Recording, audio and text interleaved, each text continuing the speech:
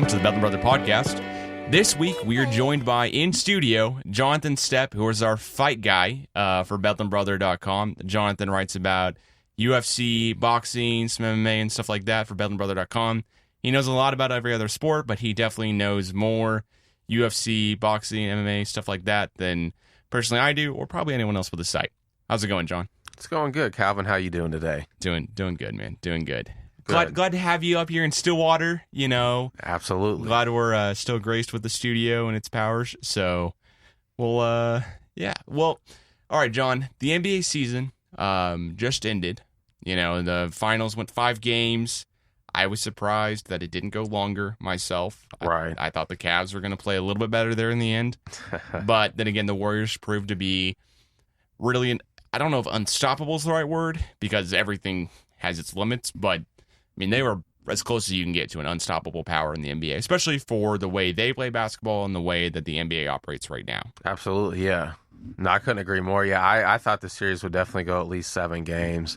I was really surprised the Warriors wrapped it up in 5. I mean, the Cavs, Game 3, if they'd won Game 3, they took Game 4. I mean, potentially it could have gone a lot longer, but I mean, the Warriors took care of business. So, yeah, I understand the Warriors. I understand them as a team. I understand how that works. You know, it's just they've got too many weapons almost, right? They've got such explosive firepower, offensive power, and stuff like that. There's just not really a great way to stop them. I think the best way to stop them would have been if Durant had stayed in Oklahoma City.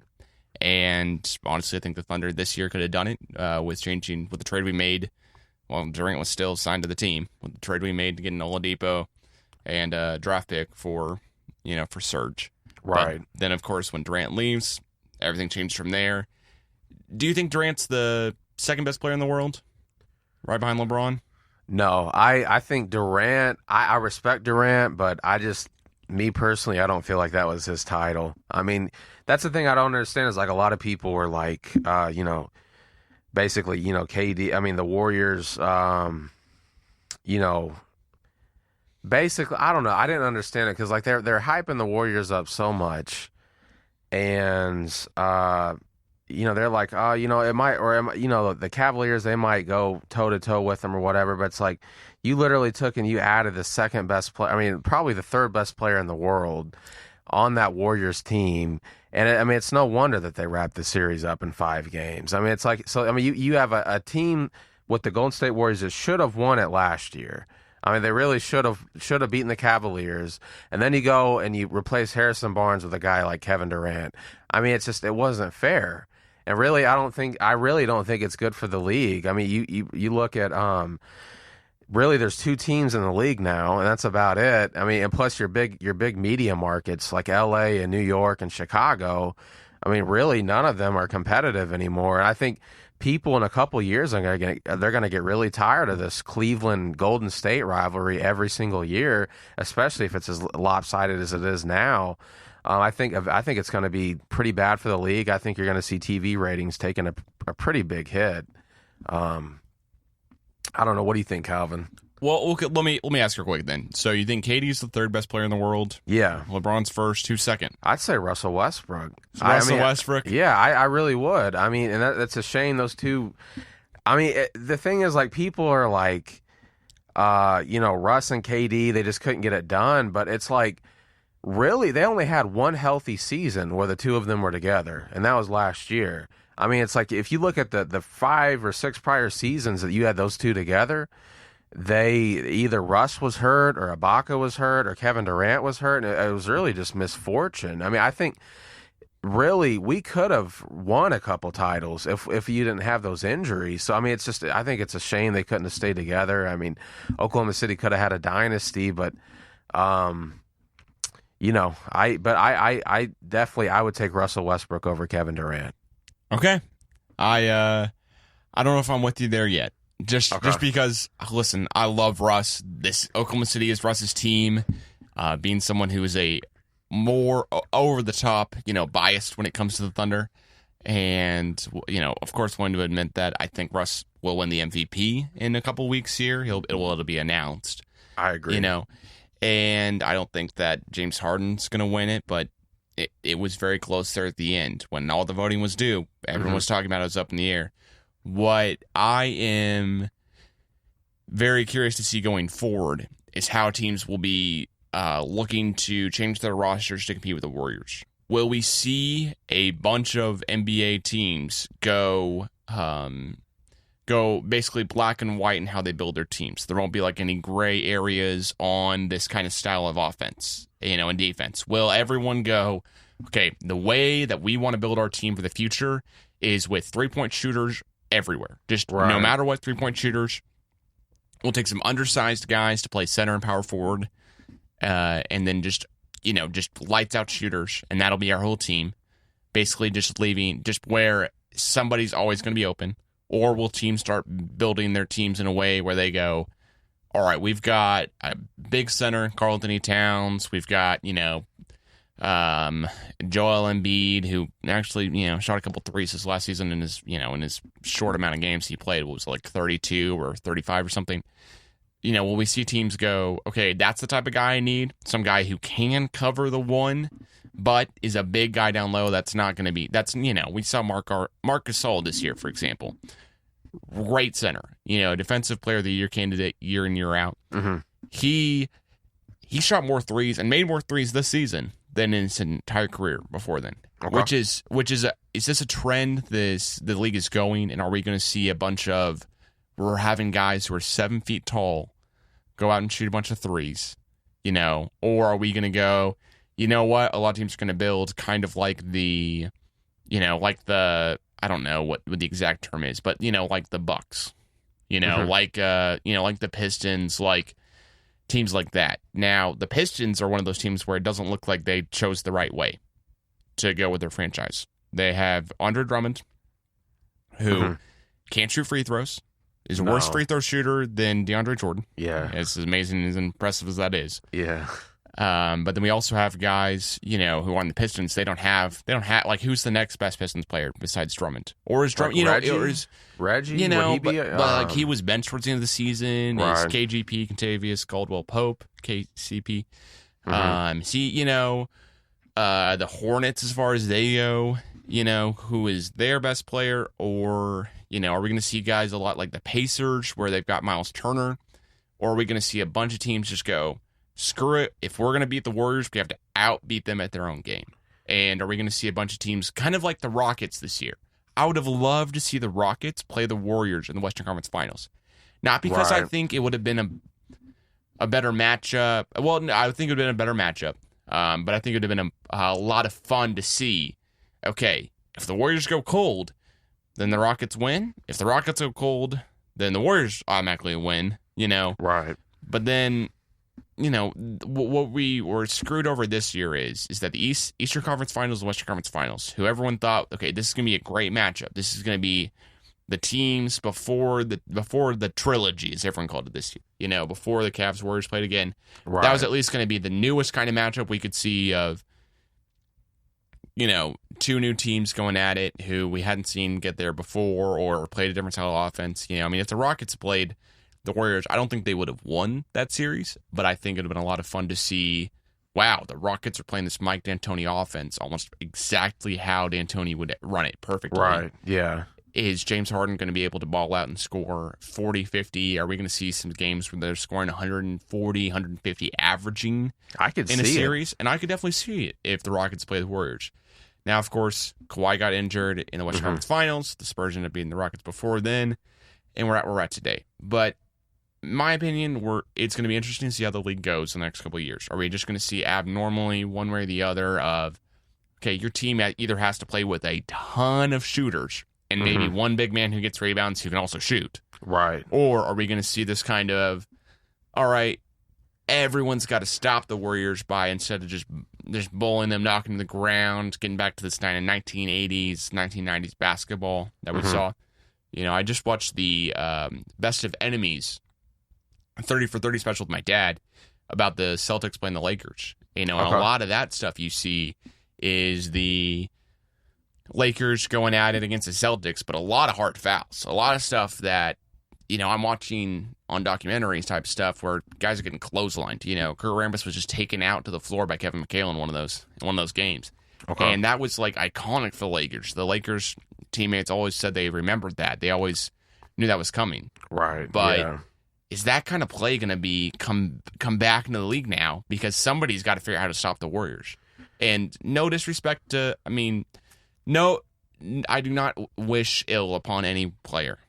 Yeah. Before I say this, but Kevin Durant and Steph Curry are guys who have always had, not always, but those guys in the past have had issues, either foot injuries, ankle injuries, leg injuries of some type. Especially Kevin Durant. Kevin Durant, we all know in Oklahoma City how he seemed healthy, but there were just certain games here and there during the regular season where it just didn't seem like he was even part of the game. He, checked out a little bit, but there were so few amount of games that happened like that. There were so few amount of games that I was going, man, that's how KD reacted in that game or whatever. That didn't matter. Didn't even scratch the surface. Didn't even think about it. Looking back on it, hindsight's 2020. We kind of go, what the heck? But are we? Are the Warriors? Is somebody going to go? We're not trying to take out Steph Curry. We're not trying to take out Kevin Durant. But if they keep on giving open shots, and heck, Zaza Pachulia doesn't get re-signed this year, and then all of a sudden he slides his foot under Kevin Durant as he comes down awkwardly, and then Kevin Durant ends up breaking his ankle in the Western Conference Finals when Zaza's playing for the Rockets this next season, for example. Then all of a sudden, now the Warriors have Curry, Clay, Draymond.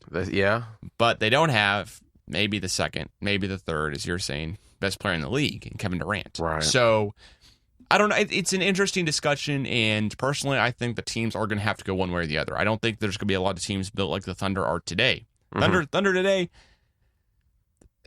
we have shooters on our roster, don't get me wrong. We have Doug McDermott. We have Alex Abrines. We have...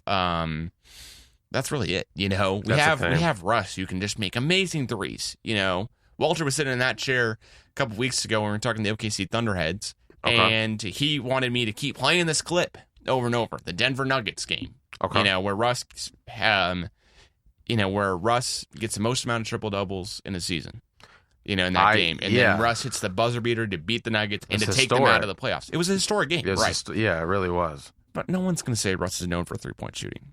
So we've got Abrines, McDermott, great guys. I think Abrines has a much higher ceiling than McDermott. Abrines has been he's been putting on some weight since he got in Oklahoma City, which is really good. Yeah.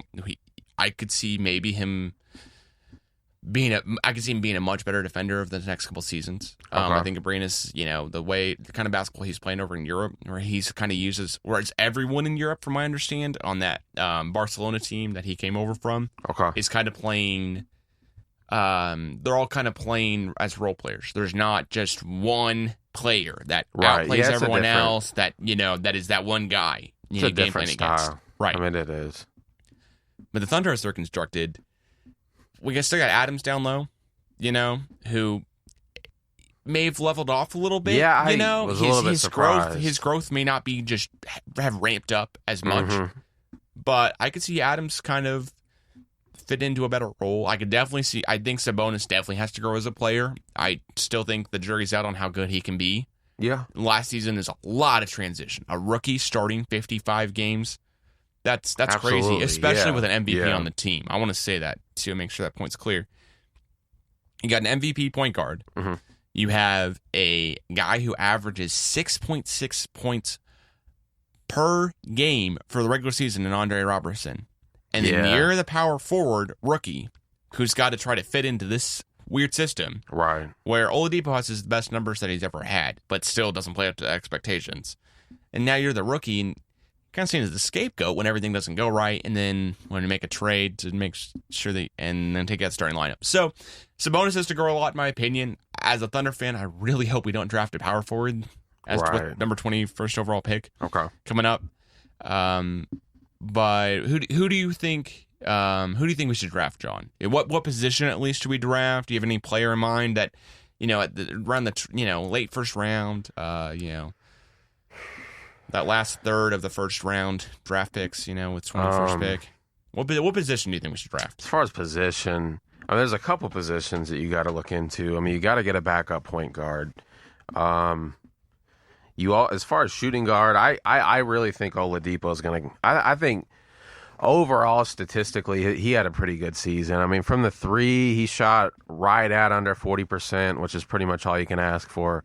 I think he's got a lot of room for a lot of room for growth. So I have a lot of faith in him. You got to get that forward position taken, or the three position taken care of, though, because there's still a pretty big void left from when Durant left. And I mean, you're not going to get that with a late first round pick, though.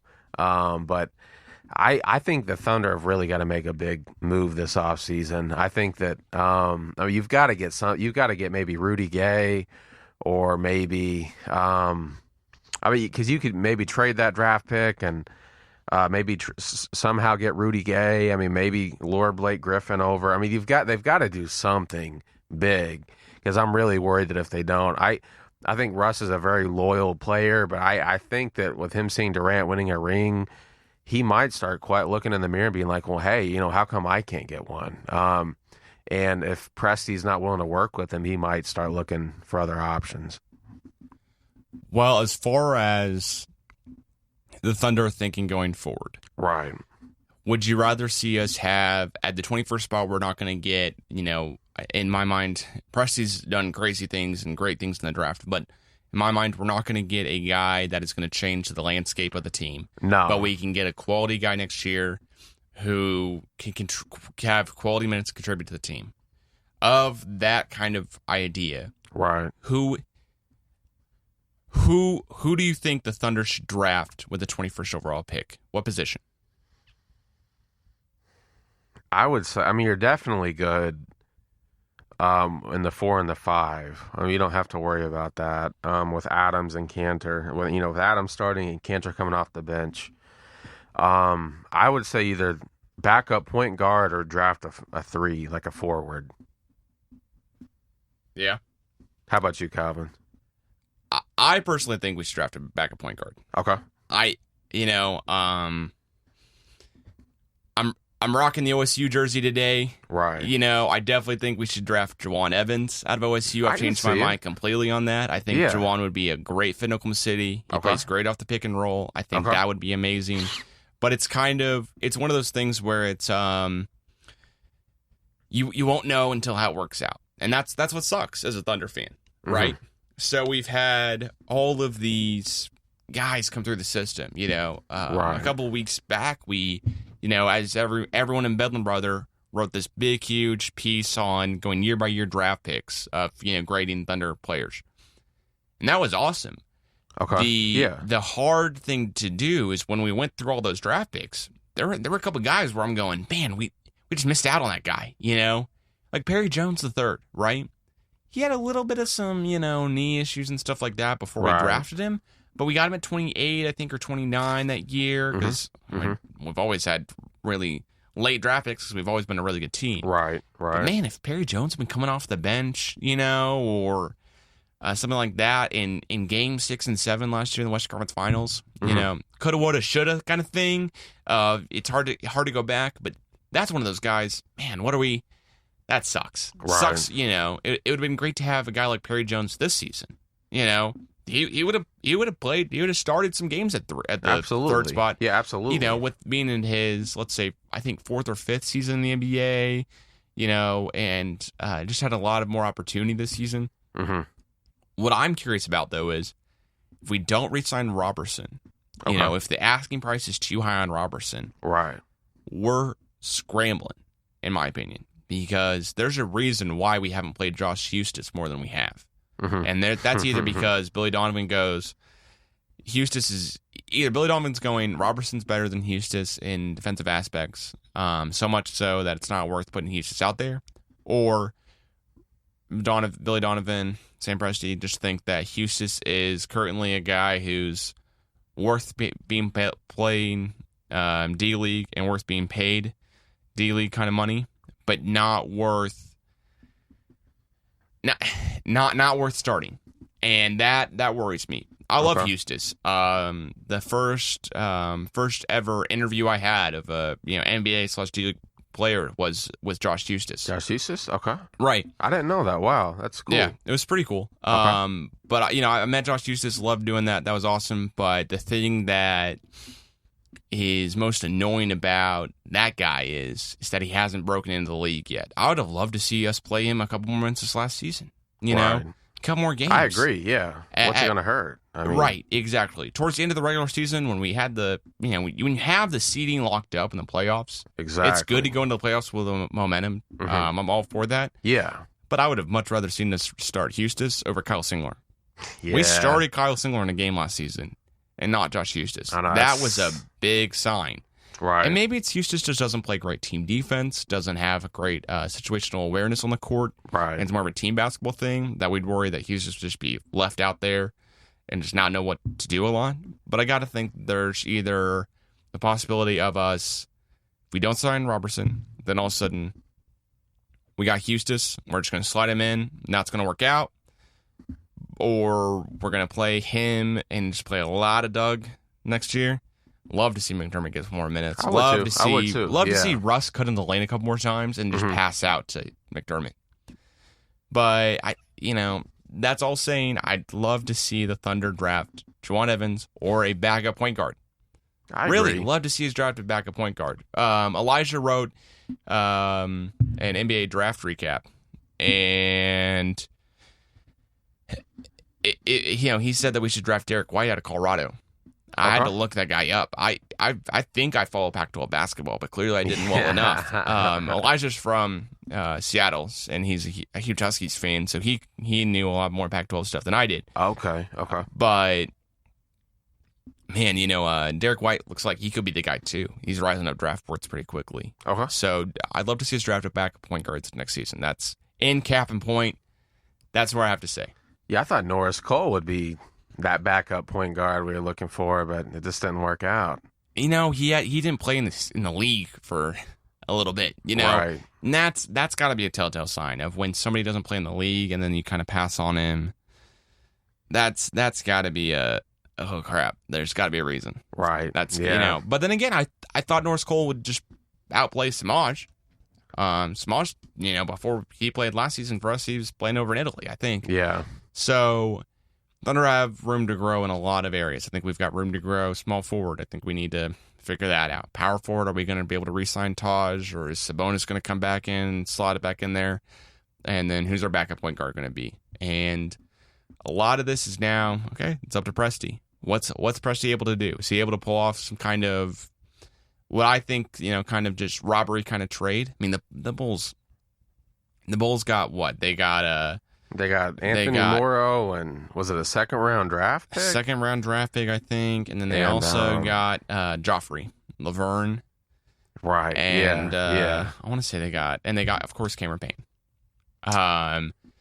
But I got to think the Bulls wouldn't trade with us again. I know. I got to think we won that trade. I got to think that by us trading Serge, right, we won that trade. But the Magic aren't really unhappy. They got Terrence Ross for Serge, so they can't be too unhappy with that one. But it's up to Presti.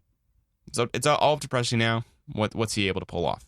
Kind of thing. The thing is, do you burn future assets now to win, in the present, or do you kind of wait it out and see what happens? I mean, the good thing about this Thunder team is that even if Russ leaves, you still have a lot of, young talent on the team where you're looking in a couple years down the road, especially with Presti's luck that he's had in the draft. I mean, we could still be a pretty relevant team, maybe even, a top 10% team in the future.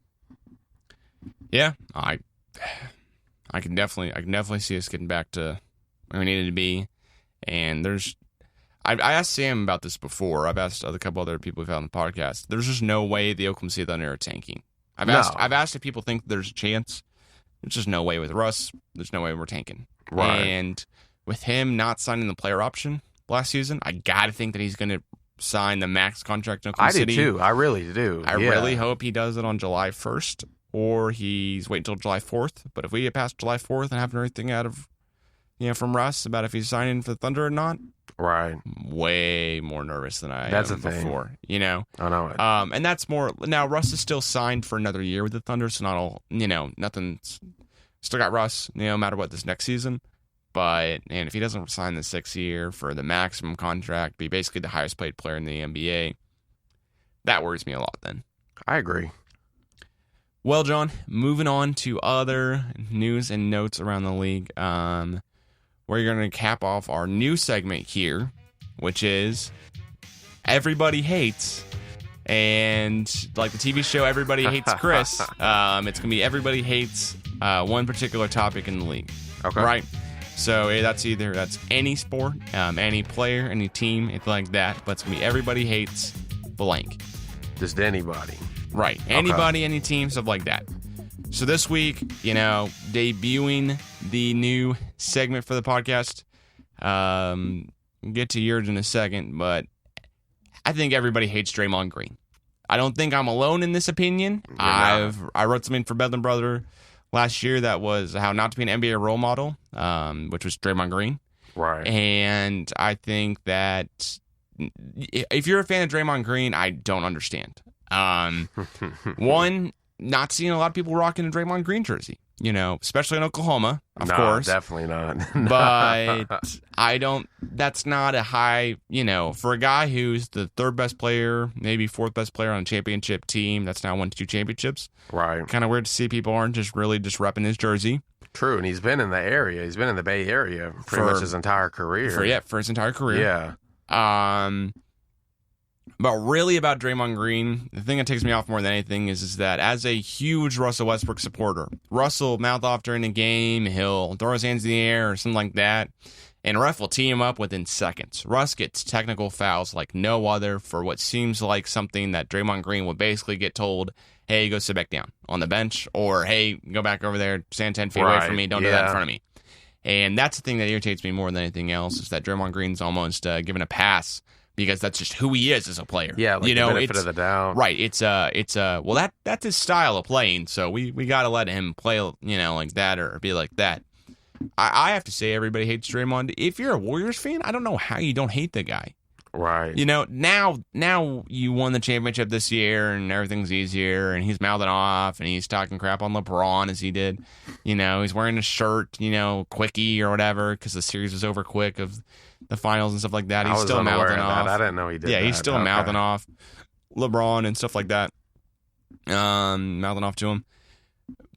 But Draymond Green, man, his legacy could if the Cavs won this year or if the Warriors somehow didn't make it back to the finals this year, then all of a sudden, the Warriors' legacy of their 2016 season is we went 73-9, and in Game 4 of the finals, our player kicked a dude, and got teed up, and then got suspended for Game 5, costing us the NBA championship. Right. If I'm a Warriors fan, I hate the dude. Deep down inside, if somebody asks me, hey, what's your opinion of Draymond Green? And you have to talk for 10 minutes about it, eventually you're going to come out and go, I hate the guy. Right. I know he embodies the team's passion and, he embodies their charisma and stuff like that. But man, if I'm Warriors management, it's the last guy you want talking to the camera. You'd rather have the guy who's got 2 championships and 2 MVPs, or the guy who's got 1 MVP and 1 championship in KD or Steph. You'd love to see that guy getting a ton of airtime and stuff. Right. And you'd be passing down the line, hey, Draymond, shut up. They're very, Durant and Curry are very professional. I mean, they really, right. Like, I'm not really a fan of either one. So is Clay, too. He is, too. He doesn't have MVP, guys. so we're not, Mm-hmm. That's my thing. Everybody hates Draymond. That's going to be, that's my everybody hates this week. I'd have to agree with you on that, Calvin. I'm not a fan of Draymond either. Well, John, who's your everybody hates? To be honest with you, I mean, I didn't think I'd go there, and I really don't like LeVar Ball. Like, I feel like everybody hates LeVar. You're not alone. LeVar Ball. You're not alone in this. I mean, I don't know. And I'm not trying to say like he doesn't care about his son. Like, I know he does, and I know deep down, like any father wants the best for their son.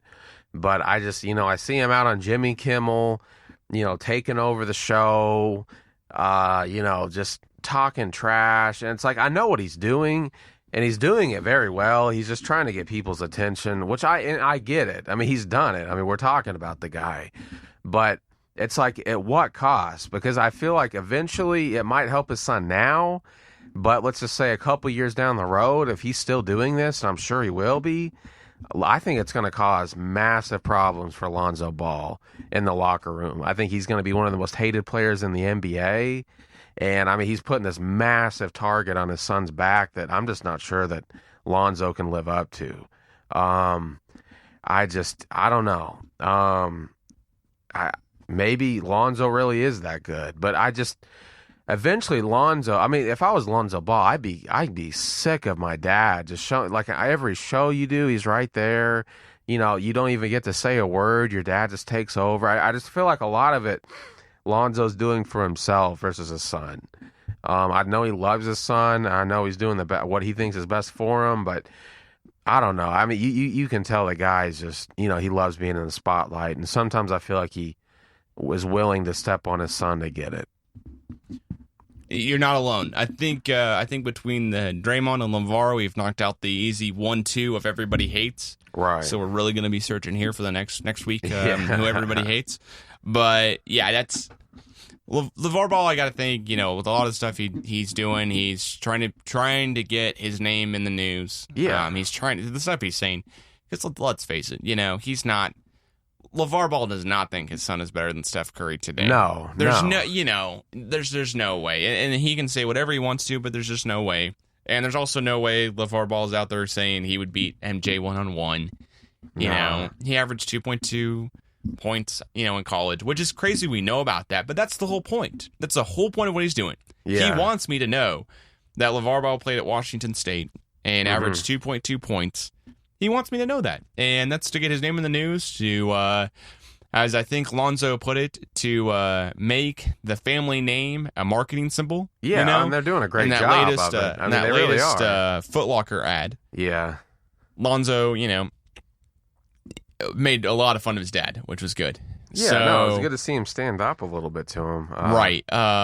You know, I think Lonzo came on the other day and said he'd beat MJ 1-on-1 or something like that too. They know what they're doing. If they're going to market themselves, it's a great marketing tool. You know, just to go on, say outlandish stuff, and to be a mouthpiece. To basically just to always know you can say random stuff. If ESPN and Fox didn't want to, you know, said he's not saying outlandish stuff, they wouldn't have him on. That's the whole point. You know. They want to interview this guy. They want to get him back on the air and stuff like that. And they've died down a little bit with it recently, it seems, at least. But, you know, LeVar Ball can only keep saying outrageous stuff for so long. And, hey, you know what? The draft is this upcoming Thursday. So we'll see. We'll see, you know, if Lonzo, if his dad's reputation kills Lonzo so much that he isn't going to get drafted second overall or first overall or in the top 3, we'll know. Come a week from now, less than a week. Want to foreshadow of a future segment? I mean, he's got to be like Conor McGregor talks smack, but he backs it up. Let's see if Lonzo Ball can do the same thing. Oh, until he fought Nate Diaz. Until he fought Nate Diaz. Yeah, I don't. McGregor's a good fighter, but when he lost Nate Diaz, he's still it's an L. Absolutely, yeah, I agree. I agree. No matter how controversial that decision was or not. Mm-hmm. All right, so John, what did you take away from the NBA season as a whole, and what was your biggest surprise? My biggest surprise, and I know I'm probably like stealing a lot of people's answers, would probably be the Warriors winning in 5. Like I knew that I was always going to pick the Warriors. Like I never once was going to pick the Cavaliers. I thought it would at least be close. But, I mean, yeah, they won in 5 games, but it's like most of the games the Warriors took, they blew the Cavs out. It wasn't even close. I mean, it just, to me, the playoffs weren't even that exciting. It just, the Warriors were just taking, I mean, they were too good. And, you know, I thought Kevin Love would step up a little bit more than he did. I thought Kyrie and LeBron did what they could. I mean, you can't put that loss on them. They just couldn't stack up to the Warriors. And, to me, it was a big surprise. I thought it'd at least go 6 or 7 games, but I don't know. They proved me wrong. Yeah, me as well. That's what I would say. My biggest surprise is that the Cavs didn't stand a bigger of a chance, that we didn't see more out of the Cavs role players really looked effective in that game. Right. You know, really looked like they just didn't stand a chance. It looked like the fourth best Warriors player, the third best Warriors player was just light years ahead of the third and fourth, respectively, best Cavs player. Right. You know, Kevin Love showed up and had what I think he had a really good series, but he wasn't able to put up enough points or get enough rebounds or do enough to really separate himself going forward. Mm-hmm. All right, John. The second new segment we're debuting today on the podcast is Calvin's Conspiracy Theories. Okay. So, John, as you think about the next couple of years of the NBA season, this is my one conspiracy theory this week. All right. Okay. Now, just hold your question at the end, because this is going to be out there. Okay. This is going to be crazy. No one's going to think this is able to happen. All right. I'm curious. LeBron James leaves the Cavaliers after this next season, with the Cavs' whole entire cap space locked up, and the Cavs unable to trade Kevin Love for somebody like Carmelo Anthony or Kevin Love. Okay. LeBron James looks around the league and says, who's got still more youth? Who's got more role players? Who's got the best ability to take out the Warriors going forward? And he thinks back to when Kevin Durant and the Thunder were up 3-1 against the Warriors last year in the Western Conference Finals. Okay. And Kevin Durant goes to the Warriors. And that third player role is left vacant. Right. So now LeBron James goes, hey, if I'm going to join up with somebody, why not be an MVP? Why not be a guy who took his team to the sixth seed in the playoffs basically on his own? True. Why not be with a great couple role players in Victor Oladipo and Steven Adams? Why, if you're LeBron James, not say, you know what? My time is good. I've been with the Cavs long enough. Right. I want to finish it off with a couple more championships, and I want to bring a championship right where Kevin Durant would hurt the most. I want to do something where KD and the Warriors, where KD fled, and I want to bring a championship to the one team that's hungriest for one right now, because they've always been so close, but just never enough. Right. And LeBron James is going to come play for the Oklahoma City Thunder for whatever salary he can, but it's not going to be a max. He's going to have to take a lot less money. Oh, absolutely. Yeah. But this is LeBron going, I'm in full chasing a ring mode. LeBron's played more minutes out of any other player in the league right now. LeBron's always been playing in the finals. Always. Yeah. Has a ton of minutes, on his odometer. He needs to go play for some other team where he is not always the one guy who has to ramp it up at the end. Where he's not left there at the end going, all right, it's all on me. LeBron James is going to come play for the Thunder, not this next season, but he's going to leave the Cavs after this next season to come play for the Thunder.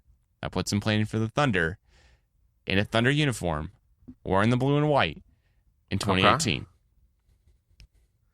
I think I don't think it's as outlandish as a lot of people would think, because you look at Kevin Durant, the hype that Kevin Durant got after winning this finals was unreal.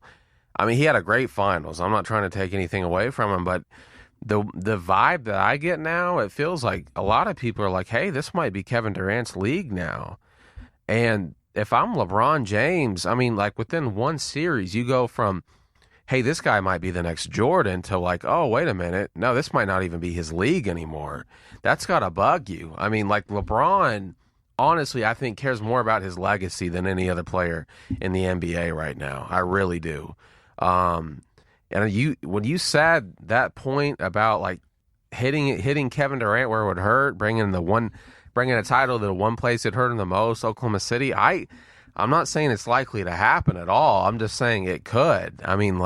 Especially, let's just assume that if the Cavs and the Warriors meet up again next season in the finals, I could honestly, odds are I'd take the Warriors again in probably 5 or 6 games. And to me, if I'm LeBron James, that's going to bug me a lot. Because at that point, a lot of people are going to start saying, hey, this is Kevin Durant's league now. LeBron, whereas, and LeBron, I think, honestly, deep down wants to go down as better than Jordan. And as far as money goes, LeBron makes more money wearing Nikes than he does playing for the Cavaliers. So money's not an issue for him. I mean, he's got endorsements galore. I mean, to me, it's just I think it's all about his legacy, and I mean, it's very unlikely, but I could see it. I really could. All right, so it's not. You're saying it's not that far out there. I'm not saying that at all. I'm not saying it's going to happen by any means, but I'm just saying like it could. I mean, I think it's a very good point you made. All right, well, thank you, Jonathan, for thinking that my conspiracy theory of LeBron James signing basically a veterans minimum deal to come join the Thunder in 2 seasons is not too far out there. I don't think it is. Plus, we have the most loyal fan base in the country. I mean, repping OKC, always. Absolutely. All right, we'll be back in a second for part 2 of the Bedlam Brother podcast. Welcome back to part 2 of the Bedlam Brother podcast. We are now joined over the phone by Sam Agnich and still in studio, Jonathan Stepp. How's it going, Sam? Hello, Calvin. How are you today? I'm doing good, Sam. You always ask me how I'm doing. How are you doing today, Sam? It's very hot. I'm sweating, and it's very hot outside, Calvin. I'm sorry, Sam. I'm sorry. Well, that's all you can say is I'm sorry. You can't. There's not much I can do of about that, Sam. I mean, nothing? Are you hydrated? Do you have water? I mean, are we good? Okay. All right. Yeah. Yeah. We're okay. I mean, I'm We're assuming doing you're fine. able to take care of Beer's yourself. got water in it. Okay. Good. Cool. Glad you're staying hydrated then. So, I'm sorry. I was just going to say hello to Jonathan. It's been a while. Jonathan, how are you today? I'm doing well, man. It's good to talk to you. It is good to talk. We got a lot of fights coming up. Absolutely. Absolutely. Some good ones. Typically after the finals is kind of the dead zone of sports because I'm not big on golf, and it's not a World Cup year, so it's nice to actually have some, not just obviously the Mayweather McGregor fight coming up, but a few other good ones. Oh, absolutely, yeah. I know, like the Canelo Triple G fight. I didn't think that one would happen. Yeah, I don't think a lot of people did. It looked like Canelo was running there for a minute because I know Triple G wanted to fight him before his last fight. Yeah, even before that, if we're being honest. Triple G's Calvin, one. Yeah. Let me ask you this question real quick. Going to the obvious, the big fight everybody's talking about, the August 26th freak show boxing match. I don't know what you want to call it, but as a fan, sort of casual fan, Calvin, what are your thoughts? I mean, does this move your needle like in any way? Do you think you would buy this fight?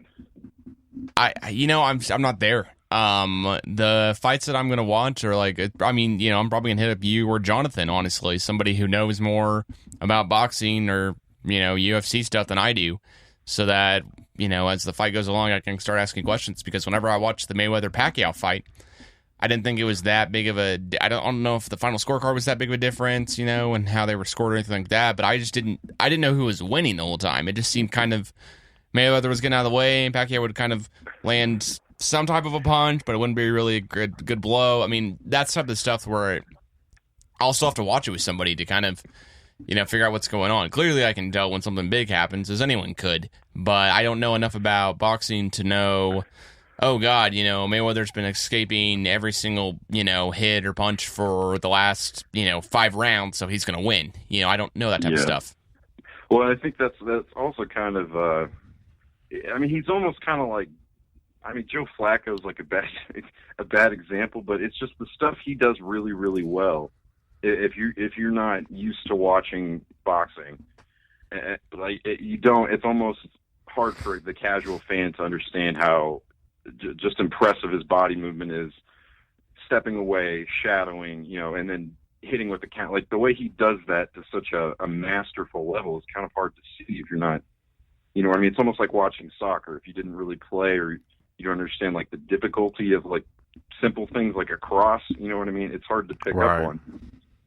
What were your first thoughts, Jonathan, when you heard this? It kind of seemed like it was coming down the pike for a while, but did you ever really believe it was going to happen? No, I didn't think it was going to happen at all. Like, I was shocked. I'm trying to think, like, I think I was a little bit more, I was by far more surprised to find out that Mayweather and McGregor were fighting. I kind of figured the Mayweather-Pacquiao fight would happen eventually, just because there was so much money on the line, and it'd been a 6-year build-up. I thought this was just basically to get attention, but ultimately, I mean, the money was right. I mean, Floyd Mayweather's going to get a 9-digit paycheck out of this. Conor McGregor probably will too. I think it's good for boxing. I really do. I mean, like, I know it's not. I know people are saying it's horrible for boxing, but it's like, when's the last time boxing got this much recognition and this much attention? I mean, and that's kind of the major problem with boxing. I mean, with the UFC, you have a brand that can promote itself freely, right? And you don't have that in boxing.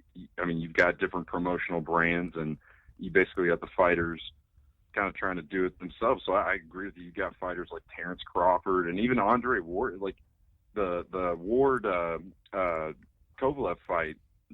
I mean, tomorrow, that's a huge fight. Right. Very controversial, the first one. A lot of people, including myself, thought Kovalev won the first one.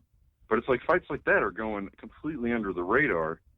And I think a little bit of it is the sports culture has kind of changed in this country as far as, boxing's kind of been down for too long and other sports have kind of gotten bigger. Right. But yeah, it's and I think that's also what's made Mayweather such an interesting case study, because he's been the exact opposite. I can't think of a fighter other than maybe Pacquiao, maybe the Klitschko's, and not even them that have promoted themselves to not only, he's obviously one of the best fighters in the game, but also to be a household name like this, to get the biggest pay-per-view draws. It's impressive. And then, I mean, as far as the boxing goes, I don't really see how this is a lose situation for Mayweather unless he gets knocked out, right? Right. Yeah, that's the thing. That's the only way Conor McGregor is going to win. I mean, even though Floyd's in his 40s, but I don't see any way that Conor McGregor can win in a decision. I really don't. I mean, I think Conor McGregor is going to do a lot better than people think he is. I really do. I mean, he is an outstanding boxer. I mean, it seems like nobody can escape that left hand of his, but ultimately, I mean, you've got to give Mayweather a heavy advantage in this fight. I mean, especially in Vegas is as well. I mean, it's really lopsided at this point. But yeah, it's kind of like, I mean, yeah, I definitely don't think we'll see a McGregor decision. No, yeah, like a major injury or something like that. Right. But I mean, the thing I keep thinking about is, Mayweather fought Canelo. He was younger, a little bit greener than he is now, obviously. But right. He's fought fighters like that, like Ortiz, guys that know how to throw a punch, right? Right. And they couldn't. I mean, in the case of Canelo, he wasn't even close the entire time. No, I mean? Not at all. So it's like, as good as McGregor's left especially is, right. I just don't. I mean, when's the last time you saw anybody connect with a straight left to Floyd Mayweather? You know what I mean? It just doesn't. It doesn't happen, and it certainly doesn't happen often enough to where you're gonna score any kind of significant points. My heart tugs. I love Conor McGregor. I like the idea behind the whole thing. It's fun. Yeah. I think that's kind of been the problem with boxing is they've avoided some of the fun fights. Right. I'm not saying like they need to turn it into a freak show. I'm just saying it's kind of lacked imagination, some of the matchups. Because a lot of people are afraid to take chances, and this certainly isn't a chance for Floyd Mayweather, because unless he gets knocked out, I mean, he's going to go 50-0. Yeah. He's going to collect a huge paycheck and probably right off into the sun. And I think I'll go ahead, man. Go ahead. Well, okay, let me ask a question then for you guys. So as far as money goes from this, I know both of you told me that the money's going to be crazy, but it's hard for me to put in perspective. What are we talking dollar-wise that, that this is going to see money-wise for each fighter? I mean, I would assume since Mayweather's... Yeah, they're thinking 9 figures for Mayweather. Like 9 in the hundreds of millions of dollars. I mean, absolutely, it's hard to guess because no one really knows what the pay-per-view numbers are going to be. It's expected to smash that. So I mean, if this thing gets up in the neighborhood of like 4 million buys something, I mean, it's going to be astronomical how much money both fighters can make.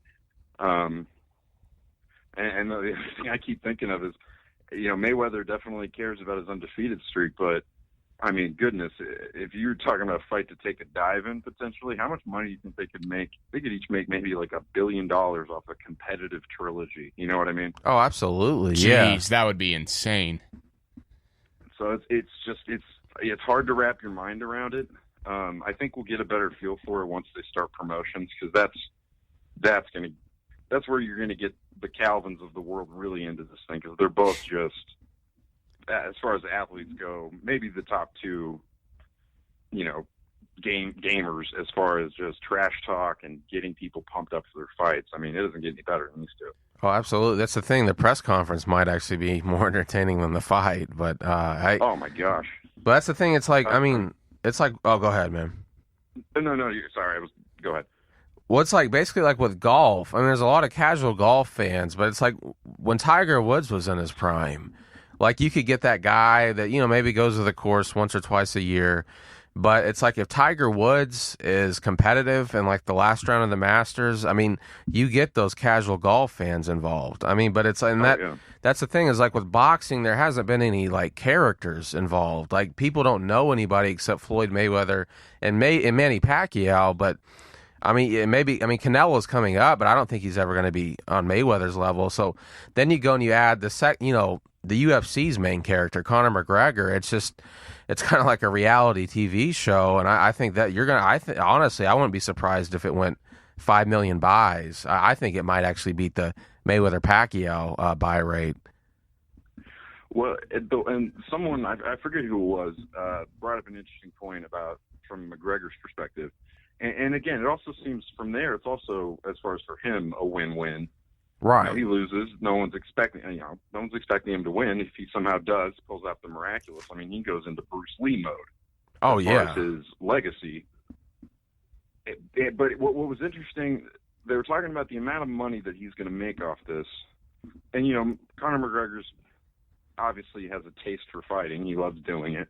But at some point when you're worth so much money and you just had a kid, I mean, this fight could potentially be a really bad fight that could, who knows, he might retire after this.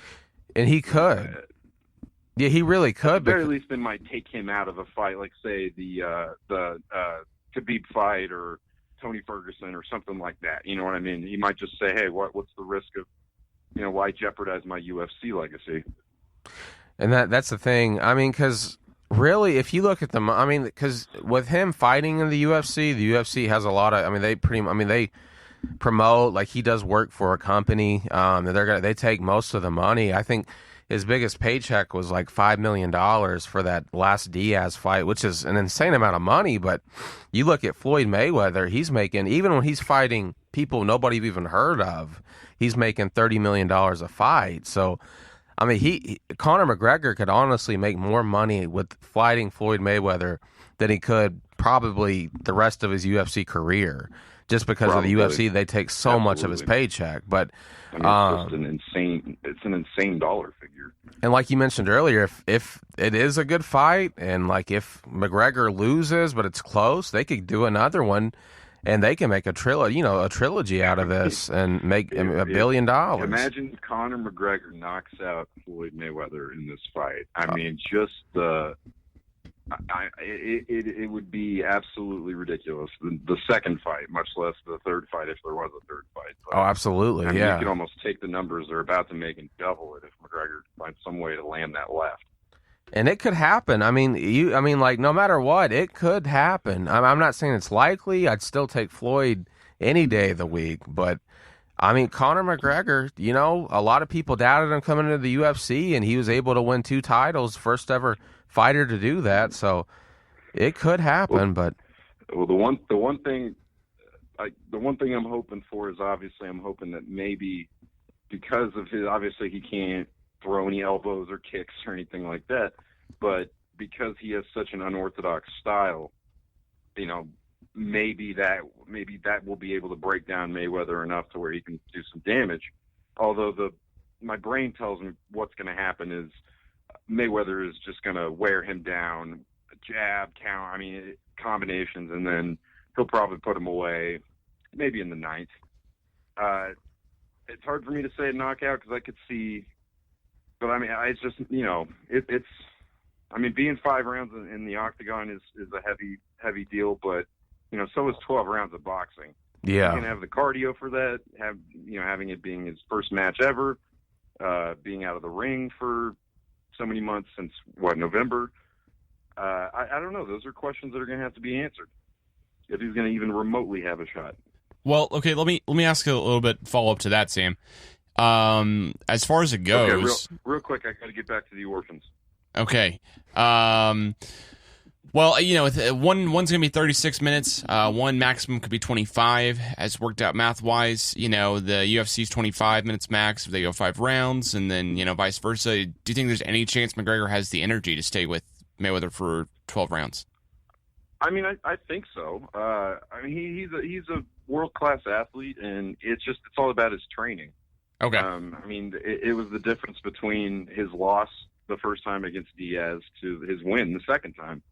The first time he prepared to be bigger and didn't put as much on his cardio, and he got worn down and choked out. So I think if he can get his training right, which you got to believe he's been working with his coach Kavanaugh in the gym, working on boxing stuff. So with this kind of payday too, and this opportunity, he'd be a fool not to show up in the best shape of his life. So as far as that goes, I think it'll be a good exhibition between two obviously world-class athletes, but I think it's going to be a lot of swinging and a lot of missing for McGregor. I agree. I completely agree. As far as the Ward-Kovalev fight, I'm going to go with Kovalev tomorrow. I'm going to say Kovalev by points. It's going to be close, but I think he's kind of going to finally get revenge for that, in my opinion. Who would you take for Triple G Canelo? Triple G. Now that is going to be real interesting. I don't know. Right now, I think Canelo might be a little hungrier. Right. I think coming into it, he's got probably more momentum just because Triple G has been. He's been fighting decent fighters, but a lot of people have been ducking him. A lot of the big fighters. Excuse me. So, that's all I know is that one's going to be a fun fight. Right now, I would probably say Triple G. I'd probably say a late round knockout, but check back with me closer to fight time with that one. Okay. Yeah, I agree. I think it'd be Triple G by knockout. That guy's he's insane at what he does. It's definitely Triple G's not going to win by a decision. If it goes to decision, I definitely have to take Canelo. But I don't know. It's hard to bet against Triple G. Triple G's face, though, he looks like he's had way too much plastic surgery. I know it. Housewifey. I know that's a thing. I know it. Yeah. Shiny. I don't like my champions to be shiny. He doesn't look like that ferocious boxer you hear about. That knockout artist. He just doesn't. He doesn't look like it. But he definitely has that like cold Eastern European stare. Where he could come out and like shake hands and kiss babies right after he killed the man. Yeah. So the KGB deal. Anyway, guys, do we got anything else happen in the fight game? Calvin, you and Mason Rudolph, you guys gonna fight? You guys gonna be in the undercard? Makes it 4 podcasts in a row we've mentioned this. I'm always so glad, Sam. Mason Rudolph and me. He's got a big season coming up. Mason Rudolph and me. Let's see. Mason Rudolph and me are gonna have a let's say a boxing match. So I actually have some chance here because if it's UFC, there's no way. And what's Calvin's best punch? Probably a left hook since I'm left-handed. A left hook. Yeah, okay. I'm left-handed. I'd take you for a left hook type of man. To the body or to the face?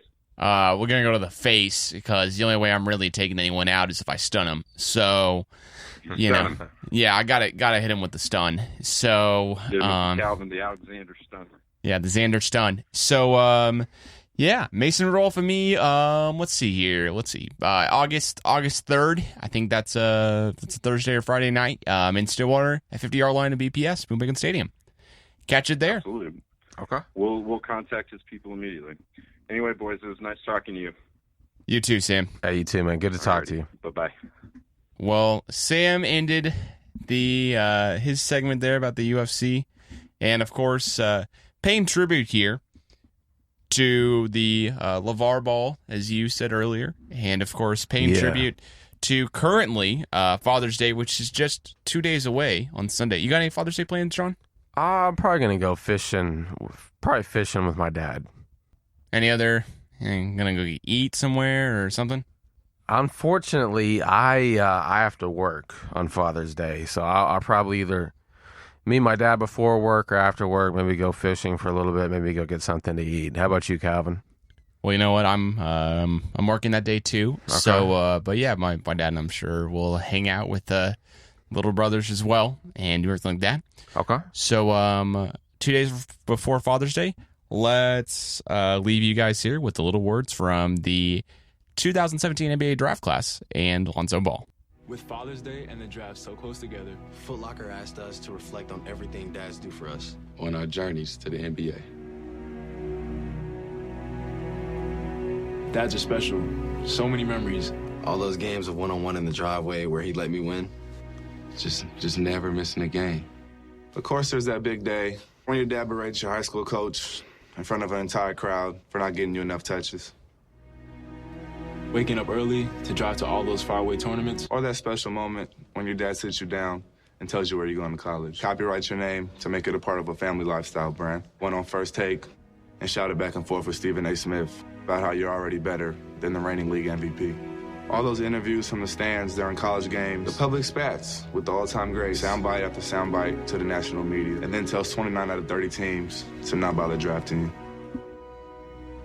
And fishing. We went fishing a lot.